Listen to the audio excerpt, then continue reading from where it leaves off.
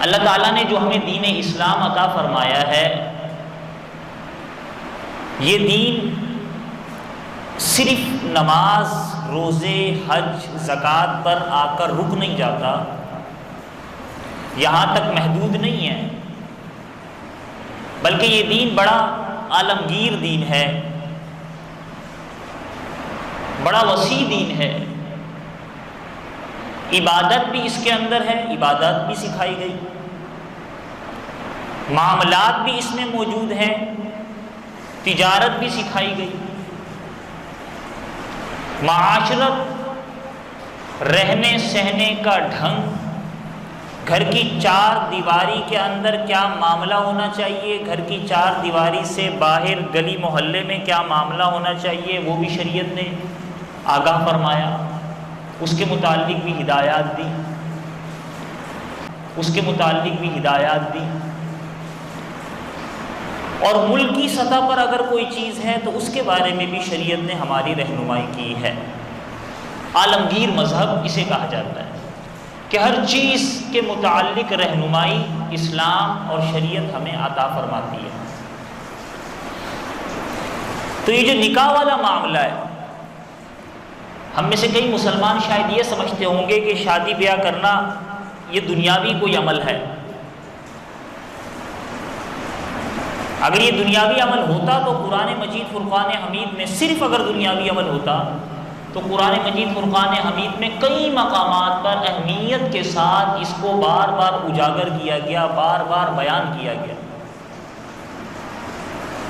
ابھی سورۃ النساء کی جو پہلی آیت مبارکہ کی میں نے آپ حضرات کے سامنے تلاوت کی، جس میں اللہ رب العزت ارشاد فرما رہے ہیں کہ یا ایھا الناس اتقوا ربکم الذی خلقکم من نفس واحدہ، اس رب سے ڈرو جس نے تمہیں ایک نفس سے، ایک جان سے پیدا فرمایا، وخلق منہا زوجہا، اور پھر اسی سے تمہارے جوڑے کو بھی اللہ نے بنایا، وبث منہما رجالا کثیرا ونساء، اور پھر اللہ تعالیٰ نے ان جوڑوں کی وجہ سے زمین میں مردوں عورتوں کو یعنی نسلوں کو پھیلا دیا۔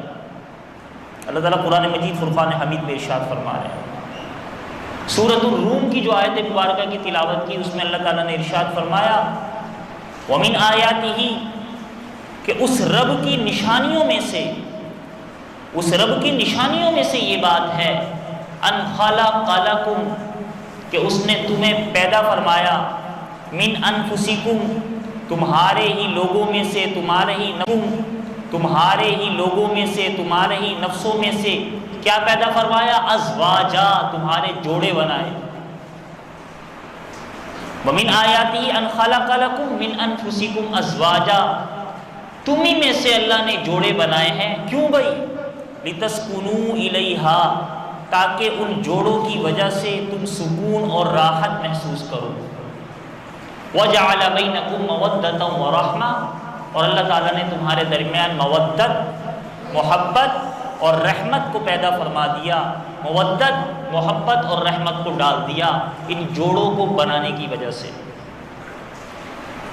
گویا قرآن مجید فرقان حمید نے وضاحت سے بیان فرما دیا کہ یہ شادی بیاہ، یہ نکاح کا سلسلہ، یہ جوڑوں کا ہونا، یہ اللہ تعالیٰ کا فیصلہ ہے، یہ شریعت کا طریقہ ہے، یہ اسلام کا طریقہ ہے۔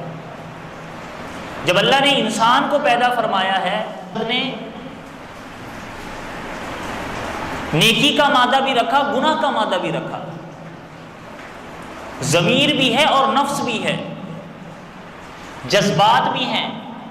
یہ انسان اپنی نفسانی خواہشات کو بھی پورا کرنا چاہتا ہے، اپنی جسمانی خواہشات کو بھی پورا کرنا چاہتا ہے۔ جب اللہ نے مادہ رکھا ہے تو اس جسمانی، اس نفسانی خواہشات کی تکمیل کا ذریعہ بھی اللہ نے بتا دیا ہے کہ اگر یہ مادہ انسان کے اندر ہے، یہ خواہشات والا، یہ جذبات والا، یہ نفسانی خواہشات والا، تو اس مادے کی تکمیل کیسے ہوگی، یہ پورا کیسے ہوگا؟ اسلام نے نکاح کا طریقہ مقرر فرمایا۔ اگر کسی اور طریقے سے اس نفسانی خواہشات کی تکمیل کی جائے گی تو زمین میں فتنہ پھیلے گا، فساد پھیلے گا، نسل میں فتنہ پھیلے گا، فساد پھیلے گا، نسلیں خراب ہو جائیں گی، معاشرہ برباد ہو جائے گا۔ ایسے ہی ہے کہ جن لوگوں کے ہاں یا جن مذاہب میں یا جس قوم اور قبیلے میں نکاح والے معاملات نہیں ہیں، نفسانی خواہشات کی تکمیل کے لیے وہ لوگ غیر فطری طور و طریقے استعمال کرتے ہیں، تو وہاں پر نہ رشتہ داری برقرار، نہ معاشرہ برقرار، نہ یہ پتا کہ محرم کون غیر محرم کون، ایسا ہی ہے بالکل۔ لیکن اللہ رب العزت نے ہم مسلمانوں پر احسان فرمایا ہے کہ ایک طور و طریقہ بتا دیا، ایک کرائٹیریا بتا دیا ہے کہ اگر یہ جذبات اور یہ نفسانی خواہشات پورا کرنا ہے تو یہ نکاح والا معاملہ دہرانا پڑے گا۔ اب دیکھیں نا، عیسائیت کے اندر رہبانیت ہے۔ رہبانیت کا مطلب کیا؟ کہ ان کے ہاں بڑا رہبان، بڑا عالم، بڑی پہنچی ہوئی شخصیت وہ ہے کہ جو جنگلوں میں چلی جائے اور کبھی بھی نکاح وغیرہ کا عمل نہ دہرائے۔ ان کے ہاں ان کا مذہبی ایک جو ہے طور و طریقہ ہوا کرتا تھا، لیکن اس طور و طریقے پر جب انہوں نے عمل کرنا شروع کیا تو کب تک، کیونکہ اللہ نے تو انسان کے اندر نفسانی خواہشات کو رکھا تھا نا، اس نفسانی خواہشات کی تکمیل کے لیے وہی لوگ جو اپنے آپ کو رہبانیت کی طرف لے کر گئے تھے وہ پھر فتنے میں مبتلا ہوئے، فساد میں مبتلا ہوئے، ٹھیک ہے، غیر فطری طور و طریقے انہوں نے ایجاد کیے۔ تو اللہ نے اسلام کو یہ حسن عطا فرمایا ہے کہ نکاح کے معاملے کو مقرر فرما دیا ہے، اور پھر اللہ رب العزت نے یہ بھی بیان فرما دیا کہ جو نکاح اور شادی بیاہ کا معاملہ ہے یہ انبیاء کرام علیہ الصلوۃ والسلام کی سنت ہے۔ انبیاء کرام علیہ الصلوۃ والسلام نے اس عمل کو دہرایا ہے۔ قرآن مجید کی ایک آیت مبارکہ کا مفہوم ہے کہ آپ سے پہلے جتنے بھی انبیاء کرام علیہ الصلوۃ والسلام ہیں سب نے نکاح فرمایا۔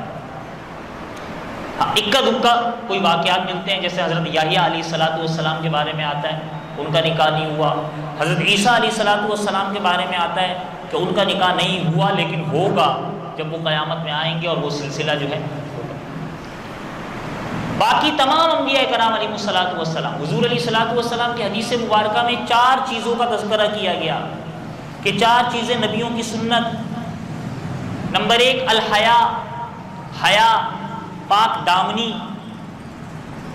حیا محسوس کرنا، شرم محسوس کرنا، حیا داری انبیاء کی سنت ہے۔ نمبر 2 والعطر، خوشبو استعمال کرنا نبیوں کی سنت ہے۔ نمبر 3 والسواک، مسواک استعمال کرنا نبیوں کی سنت ہے۔ اور نمبر 4 النکاح، کہ نکاح کرنا نبیوں کی سنت ہے۔ تو انبیاء کرام علیہ الصلوۃ والسلام نے بھی نکاح فرمائے ہیں۔ تو بہرحال میں ذکر یہ کر رہا ہوں کہ نکاح کا عمل ایک انتہائی بہترین طور و طریقہ شریعت نے بتایا نفسانی خواہشات کو بھی پورا کرنے کا، اور اس کے ذریعے اس امت محمدیہ میں اضافے کا۔ نسل انسانی تو قیامت تک چلنی ہے، اس نسل انسانی میں اضافے کے سلسلے کو جاری اور ساری فرمانے کے لیے اللہ رب العزت نے، شریعت نے، اسلام نے نکاح کے عمل کو ہمارے لیے مقرر فرما دیا ہے۔